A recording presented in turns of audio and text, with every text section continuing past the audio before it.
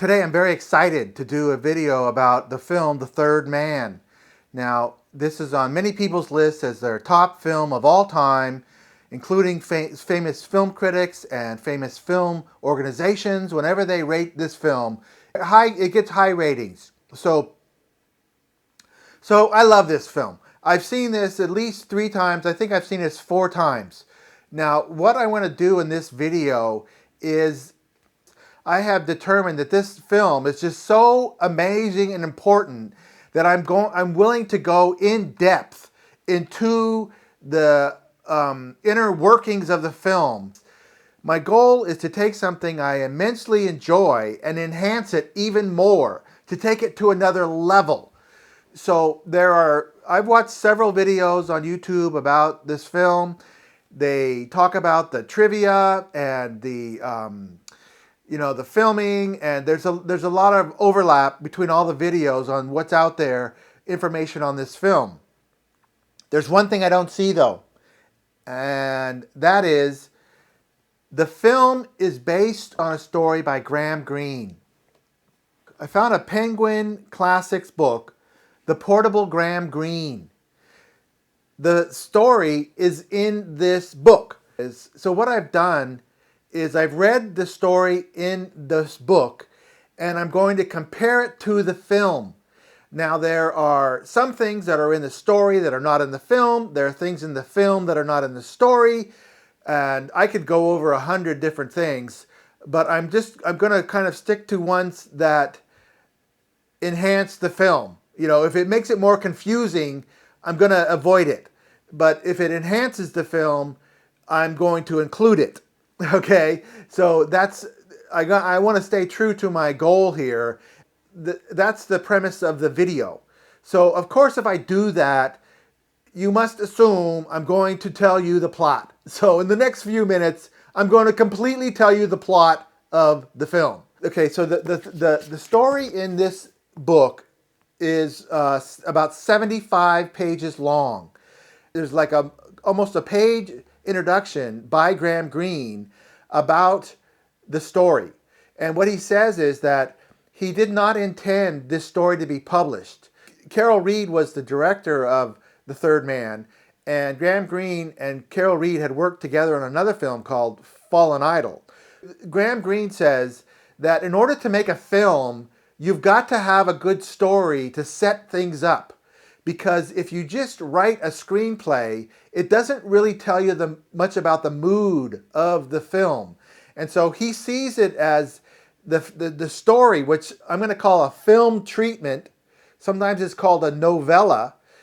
The film treatment is to get the basics of the story, and then the screenplay is written after it.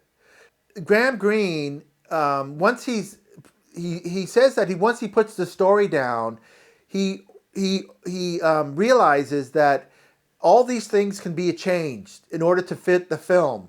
Rather than saying the film lacks integrity to the story, that's just not the way films are made, the way I understand them. There's a lot of there's some leeway when you have a story and then you make it into a screenplay and a film, and they can make changes in each different step, including the editing of the film. When I point out the discrepancies between the story and the film, I'm not criticizing anything. It's an amazing film, one of the best films of all time, but I am going to talk about discrepancies, and I'm not criticizing anything. I'm just observing and want to find more about these plot and characters. When I watch a film like this, personally, I want the people in the film to be real. And I think that's part of it, is that I have this inner desire to make characters and plots real. In my mind, I get more satisfaction if I think it's real. Okay, so to finish up on that, here's what Graham Greene said. Even a film depends on more than plot, on a certain measure of characterization, on mood and atmosphere, and these seem to me almost impossible to capture for the first time in the dull shorthand of a script. One can reproduce an effect caught in another medium, but one cannot make the first act of creation in script form. One must have the sense of more material than one needs to draw on. The third man, therefore, though never intended for publication, had to start as a story before those apparently interminable transformations from one treatment to another. So then he says, this is dedicated to Carol Reed in admiration and affection, and in memory of so many early morning Vienna hours at Maxime's, the Casanova, and the Oriental. So that is the basic setup by Graham Greene. Some of the names in the film treatment are different from the names in the film.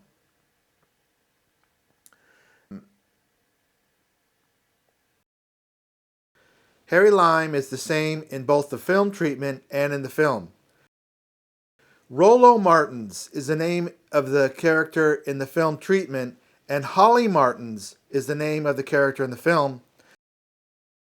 Major Calloway is the same in the film treatment and the film. Anna Schmidt is the same name in the film treatment and the film. Baron Kurtz is the same in the film treatment and the film. Dr. Winkler is the name in the film treatment, and Dr. Winkel is the name in the film. Cooler is the name in the film treatment, and Popescu or Popesco is the name in the film. The porter named Coke is the name in the film treatment, and in the film his name is Coke. Craven is the name in the film treatment, and Craven is the name in the film. So as I said, in the film treatment, the character's name is Rollo Martins. Now in the film, his name is Holly Martins. I think that's good. I like the way that they changed that. That was a good decision. When the film opens, they talk about post-war Vienna and how Vienna was divided up, the occupying countries. Now remember, Vienna is in Austria, and Vienna was a Nazi country. It was fully a Nazi government just years before the film takes place. So then the Allies conquered it, and they divided up Austria, and they divided up Vienna. So I found a map online of how Vienna was divided up, and so you have the Russian sector, you have the British sector, you have the American sector, and you have the French sector. Now the center of Vienna had an international police force. They all put it together. Now in the film treatment, this is kind of an important part of it because there are other issues that occur between the different sections, and how Holly Martins goes in the different sections is more important in the film treatment. Now in the film, it's a little ambiguous. The reason why I wanted to do this is, even though I had watched the film many times, each time I finished it, I love the film for all its great qualities of suspense and acting and plot, but there were like many unanswered questions. I was always thinking like, oh, I love that film, but I don't really get some things in there. But I'm not going to kind of I have no way to investigate what was really going on because all I can see is the film. But by reading the film treatment, I can answer some of these questions that I had when I finished watching the film. The story in the film treatment, the story is told by Officer Calloway, Major Calloway. But his background is that he worked at Scotland Yard. Okay, now another thing that's important that really clears something up in the film is that Holly Martins is a writer. He writes cheap Western novels. Okay. Now he writes under a pseudonym called Buck Dexter. The name Buck Dexter is important in the film treatment, but they left it out of the film. A lot of these things that were left out of the film, I think they were trying to that down because these filmmakers are always trying to, they always have too much material, and they know that the audience can only sustain an audience for 90 minutes to 2 hours, so they have to cut things. So my idea is that a lot of these things that were cut were for the sake of brevity, but the name Buck Dexter is the pseudonym of Holly Martins. Another thing that I'm going to point out is that Graham Greene is an author, and Holly Martins is a writer, and Graham Greene is an English author, and Holly Martins is an American author. And there's several points where I think Graham Greene is poking fun at Holly Martins for being a pulp writer, a Western writer. When the film treatment opens, Holly Martins is in Frankfurt, and a man approaches him and says, "Are you?" He says, "Are you Mr. Dexter?" And Holly Martins goes, "Oh yeah, that's who I am." He goes, "What do you think of the American novel?" And he goes, and Martin says, "I don't read them." But then the journalist sees another author at the airport, and he goes, "Oh, I want to talk to him." And so he leaves Holly. But then Holly kind of feels good about himself because the journalist was asking him about novels, and no one has ever considered him a novelist. Remember when Holly first comes to the film, and he meets Crabbins when he's coming in to the hotel. And so in the film treatment, Crabbins says, he says that he's from this British cultural society, and one of our people saw the name B. Dexter on the passenger list of a plane that was coming to Vienna, and Crabbins wanted to meet him because he was a fan of the novelist named Benjamin Dexter. This is not explained in the film, but Crabbins thought that Holly Martins was a famous writer named Benjamin Dexter. But in fact, Holly Martins, whose pseudonym is Buck Dexter, just writes westerns, pulp westerns like Zane Grey. And so that's why there was this big confusion between Crabbins was thinking that he was a novelist, and he was trying to ask him questions about the novel, and Holly Martins never corrected him. Holly Martins was kind of like, what's this guy talking about? But he never corrected him, and they never resolved this discrepancy between what Crabbins was thinking and what Holly Martins was thinking.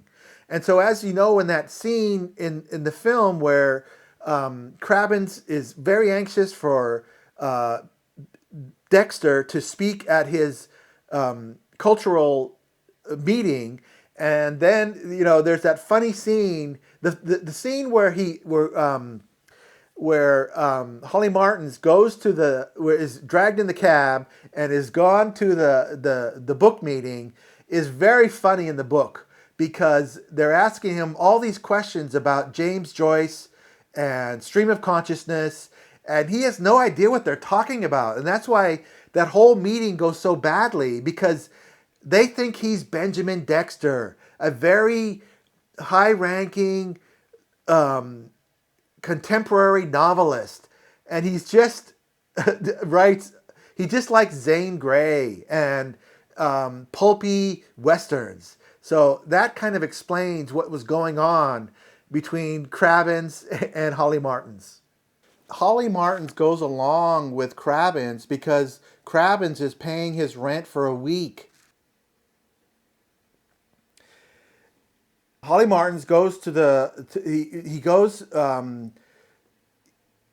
goes to Harry Lime's apartment. He finds out he meets the porter Coke, and he finds out that Harry's dead. And then he goes to the funeral, and then he first meets Calloway. Then Calloway's investigating the crime, which I'm going to tell you about. Calloway's desperate to solve the crime. And so he realizes that because Holly Martins is a friend of Harry Lime's, he can use Holly Martins to do investigating for him. Because as a police officer, Calloway can only do so much. But by befriending Holly Martins, he can use Holly Martins and gather information from Holly Martins in order to solve the crime. Now, another thing that's brought out, I felt more in the film treatment, is that Holly Martins kind of makes a lot of mistakes, and he's kind of foolish, but he gets the job done, and he keeps poking away at things, and finds out a lot of valuable information. One example of his kind of foolishness, Calloway invites him to the bar. He goes to the bar and he keeps drinking. Calloway starts to tell him that Harry was a racketeer, and he gets very angry. And though he's so drunk, he starts to get in a fight. It's really, if you're drunk and you're not a very good fighter, it's really a stupid time to get in a fight. But Holly Martins, that doesn't stop him from trying to swing at Calloway, a police officer, when there's another police officer there. Holly Martins kind of makes a dumb mistake. Calloway says, "My name's Calloway," and he calls him Callahan. Martins doesn't really listen that well. He calls him Callahan. He goes, "My name's Calloway. I'm English. I'm not Irish." And then later, in another scene with Dr. Winkle, he calls him Dr. Winkle, but he says, "My name's Dr. Winkel," because Winkel is the German pronunciation. In Germany, the W is pronounced as a V, so Dr. Winkle becomes Dr. Winkel. There's many amusing instances in the film that are so subtle. They're just very funny, and I love the Calloway Callahan interaction. I love the Winkle and Winkel interaction, and then at one point Anna Schmidt calls Holly Harry, and so there was all these I liked all those little things. It makes the characters more real. Thing in the film treatment, Holly Martins is telling Calloway about his friendship with Harry, and they were friends at school. And Harry Lime, he said he was qualified to be a doctor, but he never practiced medicine. And Holly says that was typical of Harry. He just wanted to see if he could do a thing, and then he lost interest. Then Holly's kind of reminiscing in his mind, and he remembers how Harry used to whistle a song. And one day he was with Harry. Harry was whistling a song, and Harry pulled out an envelope and wrote down the tune on the envelope. He acted like he composed that song. But Holly Martins knew that song was already well known, and he didn't call out Harry for pretending that he wrote the song. But also, one thing that was associated with Harry is he would whistle a tune. And I'm making the association that's where they got the idea to make a signature tune for Harry Lime, because the whistling reoccurred when Holly meets Harry at the wheel. Harry is whistling a tune.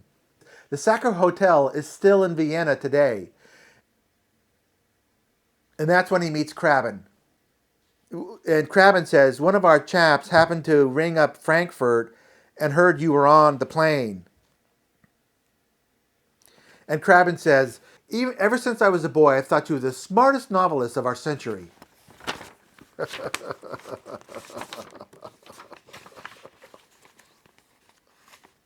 And then Martin says, "Have you read The Lone Rider of Santa Fe?" And Crabbin says, "No, I don't think so." And then, okay, so the thing I want to explain now is the actual crime.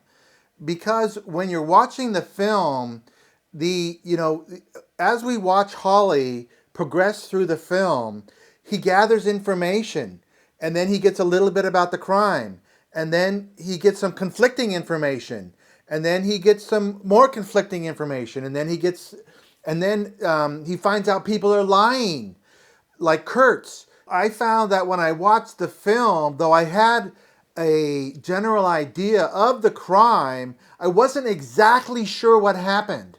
But now that I've read the film treatment and watched the movie a few times, I understand how the crime worked. I think there's something that's left out in the film that I gathered from studying the story, and that is how this crime occurred. Most people remember this is post-war Vienna, where there are injured people in the hospital and they don't have any penicillin. There's a black market dealing with lots of things, and so these patients need penicillin to survive. The doctors will pay any price for penicillin. They steal penicillin from other medical facilities, and then the hospital orderlies sell it to the doctors at high prices. Now, in this case, the hospital orderly is named Harbin, Joseph Harbin. Now, Joseph Harbin, of course, we know was murdered and placed in Harry's grave. So, so what happened was Calloway was found out about this bad penicillin going around the hospital. So he was investigating it. So he came across Joseph Harbin. He was kind of a central guy that he knew was participating in this black market. They tried to investigate Harbin and he wouldn't say anything. Then they put a lot of pressure on him and he told them what was happening, and that these other people he was working with some other people, including Harry Lime. So Calloway knew that Harry Lime was associated with Harbin. So then the actual cabal of people was Harry Lime, Kurtz, Winkle, and Popescu. They were all in on the crime. They were the four guys in on it, right? So they found out that Harbin had squealed to the police. So then they killed Harbin. Who killed Harbin? I don't know. One of these guys is a psychopath who doesn't care about who lives and who dies. Now, I think it's Harry. So they killed Harbin. So then at that time, Harry decided that he wanted to disappear. So they came up with the idea to plan Harry's death. As Kurtz described it, he was walking down the street with Harry outside of Harry's apartment. A man was Popescu across the street. He called out to Harry. Harry started to cross the street, and a car came around the corner going very fast and came down the street and collided with Harry and killed and injured him. Then they carried him across the street. Dr. Winkle happened to be walking down the street just a few minutes later, and he crossed the street and he declared that the dead man was Harry Lime. And so they buried the dead man, who was Harry Lime. Now, as you know, at a certain point, Holly Martins finds out that the driver of the car was known to Harry. It was Harry's driver. And they just flash that in the film, and he's like, Harry's driver? And then they move on to something else. But I believe what happened was the dead body of Joseph Harbin was in the car. So they planned the scene where Harry and Kurtz are walking down the street. The car with Harry's driver and Joseph Harbin are in the car. They come down, he slams on the brakes, and then they take the body of Joseph Harbin out of the car, and Harry and Popescu and Kurtz drag it across the street, Harry being the third man. Now, then, Harry disappears. Then Winkler comes along. He crosses the street. He declares that the dead man is Harry Lime. Then they bury him. So that's how they did the crime. Then they all got away with it. So, but what happens in the film is that Holly Martins keeps poking around and says, "This doesn't sound right." And he meets with Kurtz, and Kurtz totally lies to him. Then he talks to Koch, the porter, and he says he heard the brakes. He looked out the window. He saw a dead man. Well, they said Harry was alive before they crossed the street, but Cox said he was dead. In the film treatment, Cox says, "I work at the mortuary. I know when a guy's dead." And so then Holly Martins knew that they were lying about it. Popescu was lying. Oh, he was alive when they crossed the street. So he's like, they're lying. And so then he can't figure out why they're lying. Because they were all in on it. They were all in on it.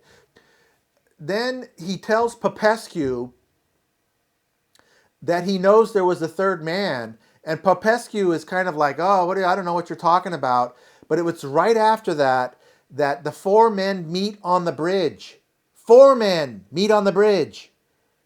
Kurtz, Winkel, Popescu, and Harry.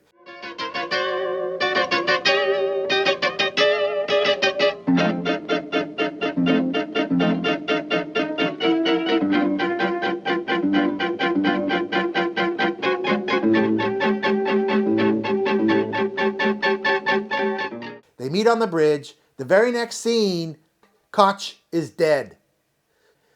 They decided when they met on the bridge that one of those guys, the psychopath, was going to kill Koch.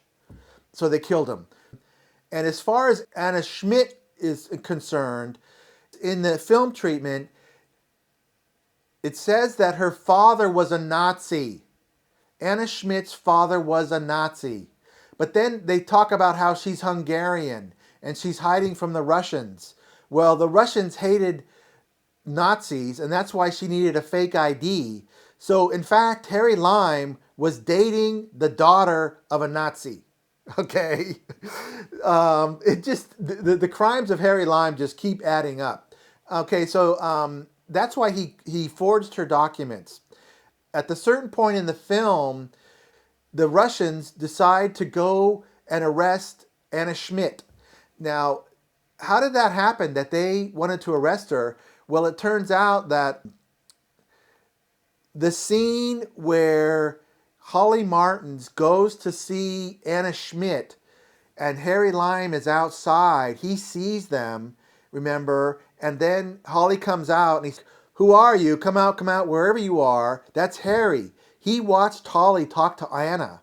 Right after that they came in and arrested Anna because Harry Lime was so angry that Holly was trying to make love to his woman that he turned in Anna. Harry Lime turned in Anna, and Holly Martins finds that out when they're in the wheel. That another horrible thing that Harry did by turning in Anna Schmidt. So let's talk a little bit about Anna Schmidt. It comes out in the book that she's not a very good-looking woman, and Crabbin says she's a mediocre actress. Okay, so here's what Graham Greene says. He's describing Anna Schmidt. It wasn't a beautiful face. That was the trouble. It was a face to live with, day in, day out, a face for wear. Her role in the story is that she's just depressed all the way through. She's like a very consistent character. She loves Harry. She kind of didn't want to know that he was a criminal. You know, she had a Nazi father, so maybe she had a bad father, but she says herself that she wants to die. The thing that makes her attractive is that she's so vulnerable. You know, she's so tender and she's just vulnerable because she's in such pain.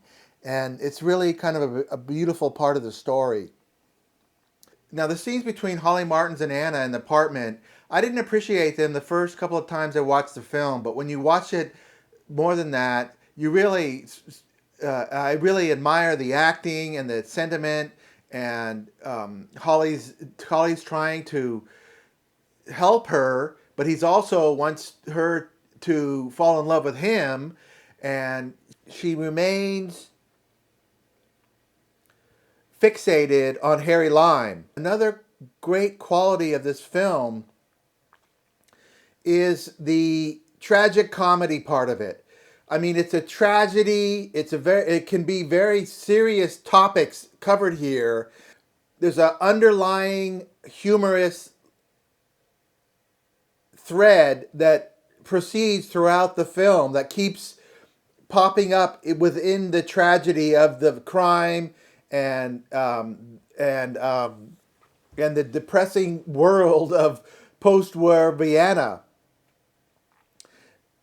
And I've heard that one strategy of drama is if you put some minor comic parts within the drama, it can enhance the drama. And that is one of the big reasons why this is such a good film.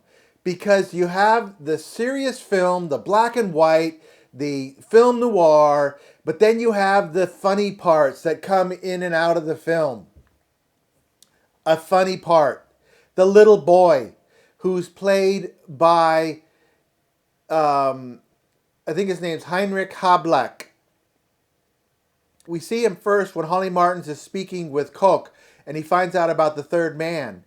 Then, remember, Coke gets very angry. He gets mad at Holly, and because Holly suggests that he should go to the police, and he doesn't want to get involved. So he gets very angry at Holly because he's an Austrian and he may have, connections to Nazis, and he wants to stay away from the police, just like Anna. So then the boy's ball bounces in, and then the ball goes out. Now, one thing that happens when Holly tells Anna that Coke said there was a third man who carried the body across the street. They're walking towards Coke's apartment. They see the ambulance taking the body of Coke out. Anna doesn't want to go in because she doesn't want to talk to the police. So then Holly walks up to the crowd. Now, what happens in the film treatment is the little boy is talking to his father, and he says, "Papa, I heard them talking through the grate, and they said that the murderer was a foreigner." So then when Holly shows up outside of the building, the boy points to Holly and says, "You're a foreigner." And so all the people hear that, and so then they look at Holly. So then Anna says, "They think you're the murderer." So then Holly turns around and starts to walk away, and then he starts to run away. And the boy starts to follow him. But it's very funny because he's just a little boy, and he's got Holly Martins full of anxiety and fear, and he's running away from this little innocent boy is scaring this grown man. So that is a great contrast, and it's kind of an amusing parody of film noir within a serious film noir.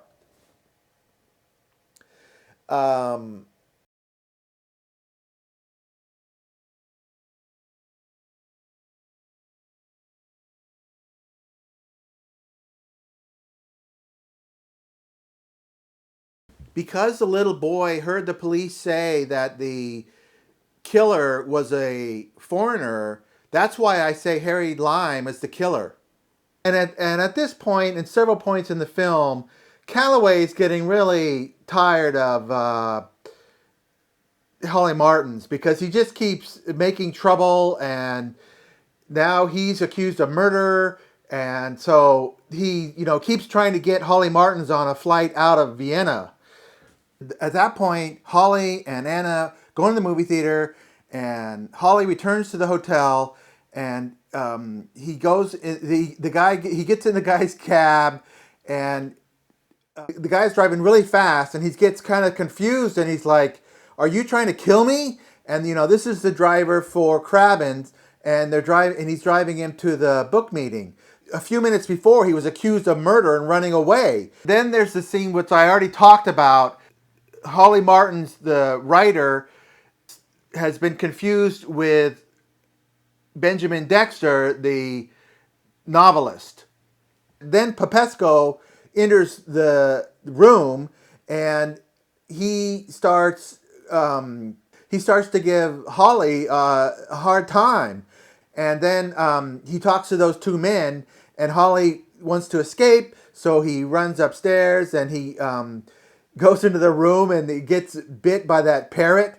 He gets bit by that cockatoo. That was, and then he goes out the window, and then he's running away.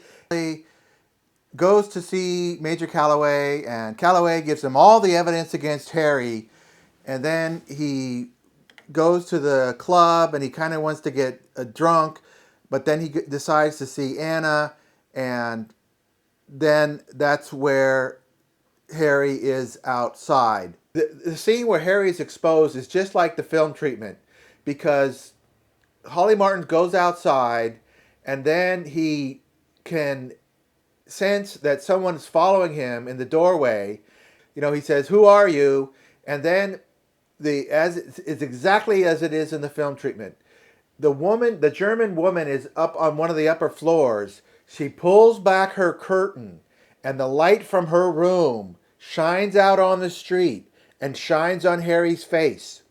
And so for a second, Holly Martin sees Harry. Then she puts her curtain back, and the light from her room disappears from Harry's face. Then in the film, the car comes by and Holly almost gets hit, just like Harry was supposedly murdered. But then Harry's gone, and then he disappears into the sewer system. Now, the sewer system was used to buy these black market people because they could go from different sectors. You see, because they had different sectors, different nationalities controlling different sectors, you always had to show your papers in all the sectors. It was super high security. So by going through the sewer system, you could, you could avoid all those interactions. Then after that, everything's kind of clicked for Holly, and so then he goes directly to Kurtz and says he wants to meet Harry.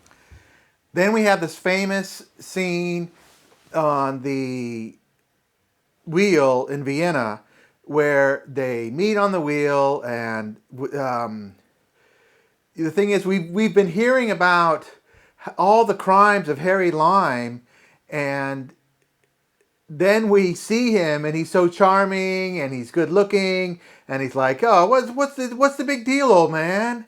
And Holly's trying to cut the crap and get some straight answers out of Harry. When the cabin and the wheel starts to rise, Holly's thinking of throwing Harry out of the cabin, but then Harry opens the door, and he says, if I shot you and you fell down there, they probably wouldn't find the bullet. And then he kind of backs off and says, "Oh, I couldn't do that to you." Then that's, just one of the great scenes in cinema. Then after they exit the car, the cuckoo clock speech, that's not in the film treatment. Everyone knows that Orson Welles wrote that himself. But there was an interesting line in the film treatment. After Harry walked away from Holly, from the wheel, Holly says out loud, "Don't trust me, Harry." But Harry doesn't hear it. And that would have been a really cool thing to have in the film. I think that the cuckoo clock speech kind of dampened that line, and maybe they left it out for that reason. After Holly meets with Harry Lime, he talks to Calloway, and then Holly is thinking about how Harry turned in Anna Schmidt to the Russians. So that's when he decides to cooperate with Major Calloway. And the next scene is where Anna Schmidt is going to board the train. And so Holly Martin's made the deal that she would be able to leave if he cooperated with the police. And that's why he arranged for her to leave, and that's why he was at the train station. But then she figures that out, and that's why she refuses to leave on the train. Anna refuses to leave on the train, and she makes Holly feel guilty for cooperating. Then he tells Calloway he doesn't want to cooperate. Then Calloway takes him to the hospital, and he sees the sick children, and he agrees to cooperate. And then they set up the sting, and one of the funny things that happens during the sting is that balloon man. That was very funny. You know, they didn't need to do that, but it was at first I thought that it was Harry disguised as a balloon man, but it was just so strange and a non sequitur to include that I like that. Another spike of humor. When they start chasing Harry in the sewer system, that is so much better in the film. Just, all the angles and the footsteps and the tension and the music and the shots of all the people involved. It is just out. It's just so exciting and outstanding, the scene in the sewer. During the search of the sewer, we watch these policemen in these white uniforms, and they go down into the sewers, and they were a special cadre of policemen who were experienced in searching through the sewers. They knew the sewers, so they knew how to find people. That was also in the film treatment.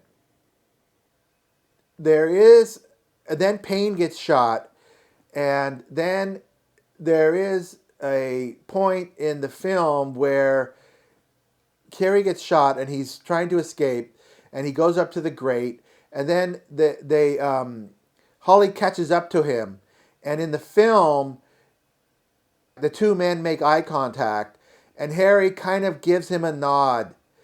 If you watch it here, you can see that Harry gives him a nod like, just kill me.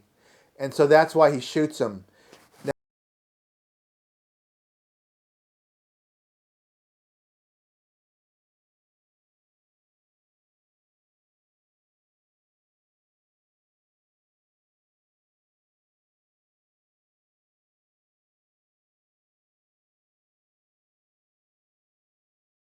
I guess the way that it goes in the film treatment, Harry's shot and he's kind of whimpering.